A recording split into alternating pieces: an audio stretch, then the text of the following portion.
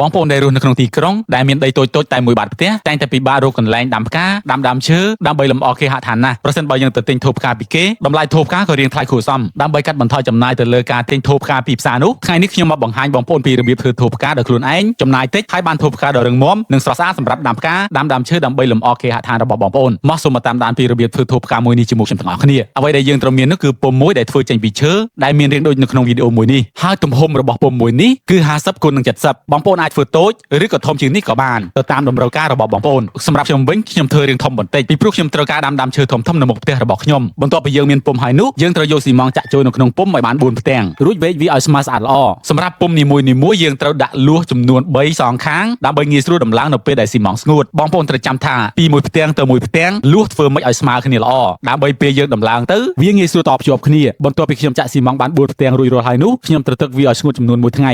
ក្រោយមកឃើញថាស៊ីម៉ងក៏ស្ងួតល្អខ្ញុំចាប់ផ្ដើមយកផ្ទាំងទាំង4នោះមកដំឡើងចូលគ្នាតែម្ដងការដំឡើងផ្ទាំងទាំង4ចូលគ្នាវាមិនពិបាកនោះទេពីព្រោះផ្ទាំងនីមួយៗខ្ញុំបានដាក់លួសរួចរាល់ហើយយើងគ្រាន់តែយកលួសវិញឲ្យជាប់គ្នាល្អនោះរួចជាការស្រេចការងារបន្ទាប់ទៀតយើងគ្រាន់តែយកស៊ីម៉ងបៀកទៅតាមគែមនីមួយៗឲ្យបានស្អាតមិនថាគែមខាងក្នុងឬក៏គែមខាងក្រៅនោះទេយើងត្រូវបុកវាឲ្យស្អាតដើម្បីឲ្យថូរបស់យើងកាន់តែរឹងមាំនិងប្រើប្រាស់បានយូរពីមួយផ្ទាំងទៅមួយផ្ទាំងយើងត្រូវដំឡើងវាដោយយកចិត្តទុកដាក់បំផុតបើមិនដូច្នោះទេថូផ្ការបស់យើងអាចវាក៏ថាបានបន្ទាប់ពីខ្ញុំដំឡើងផ្ទាំងទាំង4ចូលគ្នាបានស្អាតល្អហើយនោះខ្ញុំចាប់ផ្ដើមបូកវាបន្ថែមទៀតពីព្រោះថាវានៅស្ដើងនិងមិនស្មើស្អាតល្អនោះទេដូច្នេះហើយយើងត្រូវបូកដៃបន្ថែមទៀតដើម្បីឲ្យថូផ្ការបស់យើងរាងក្រាស់ជាងនេះបន្តិចនិងមើលទៅកាន់តែស្រស់ស្អាតការបូកយើងមិនត្រឹមតែបូកផ្នែកខាងក្នុងរបស់ថូផ្កានោះទេផ្នែកខាងក្រៅក៏យើងត្រូវបូកវាឲ្យស្អាតផងដែរដើម្បីធានាថាថូផ្កាមួយនេះរឹងមាំនិងមានភាពស្រស់ស្អាតល្អការបូកស៊ីម៉ងខ្ញុំមិនសូវប្រសពបូកនោះទេដូច្នេះហើយសូមបងប្អូនកុំប្រកែកប្រកាន់អីអ្វីដែលខ្ញុំត្រូវធ្វើនោះគឺខ្ញុំធ្វើមិនឲ្យស្អាតអស់ពីលទ្ធភាពរបស់ខ្ញុំបន្ទាប់ពីខ្ញុំបូកថូផ្កាទាំងមូលបានស្អាតរួចរាល់ហើយនោះជំហានបន្ទាប់គឺការចាក់បាតរបស់ថូផ្កាវិញម្ដងដើម្បីកុំឲ្យចំណាយខ្សាច់ច្រើននៅក្នុងថូផ្កា